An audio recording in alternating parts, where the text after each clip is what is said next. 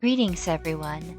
This is my first time making something that is out of my energy list, which is to create a PNGTuber, a project in the back burner for quite a while now. The very first time of showing you the process of how I create this very model. This project took me 2 to 3 days, still regarding those breaks as well.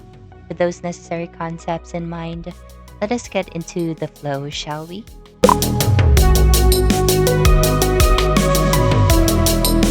The very first step is the illustration process.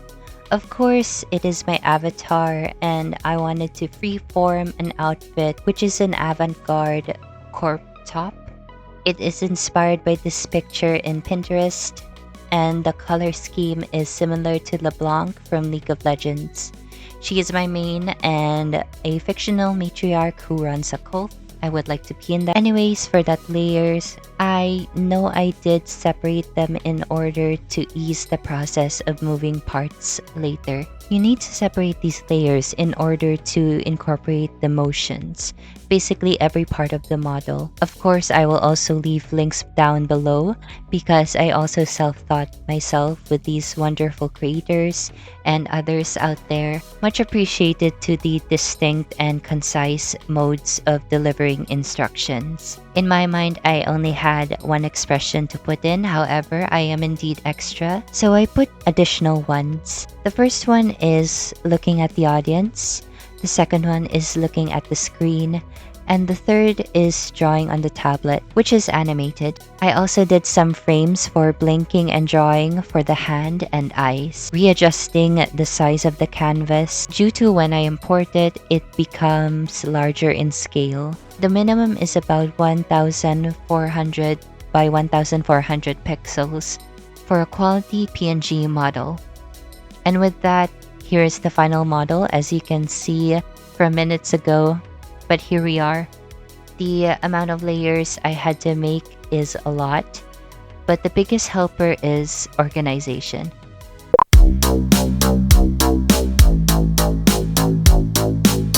Next step is to export it from the art program, which is taxing if you are using Clip Studio.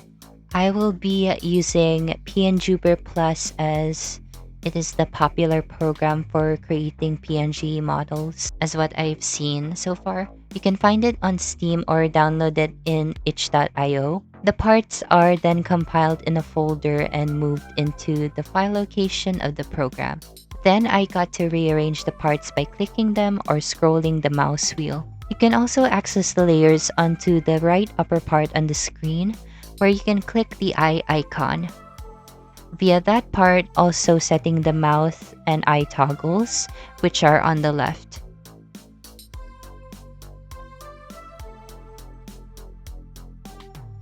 These triggers are essential for eye blinking and mouth movements. Then I got to link parts together, such as the head to the body, the face and hair to the head, and the arm to the body. It is quite a lot, but it is simple if you keep in mind which part is close to attach to its main rigid part. The movements are next, which are drag, rotation, and squashing. Dragging is the slight delay of the movement. Rotation is obviously the rotational movement. And squash is how the PNG deforms when the sprite is in motion.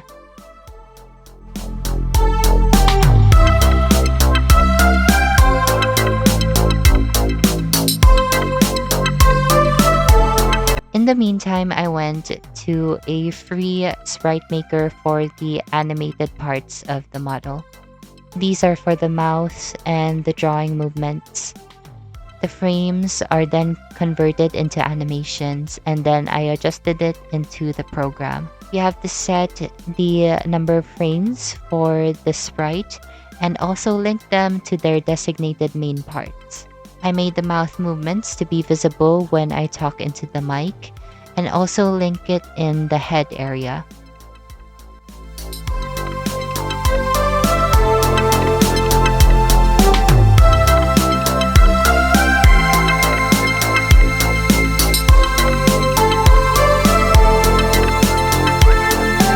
For the drawing part, I made sure to place it on a different key toggle. Most of the bunch of the video is just me rearranging some parts and making sure there are different toggles for different expressions.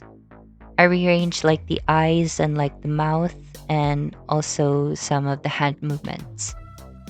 The three expressions are commanded by the number keys on the top, and they can be found below on the configuration on the left part of the program. Mostly the process is simple on this one. I just get to go with the flow and follow the countless tutorials on YouTube.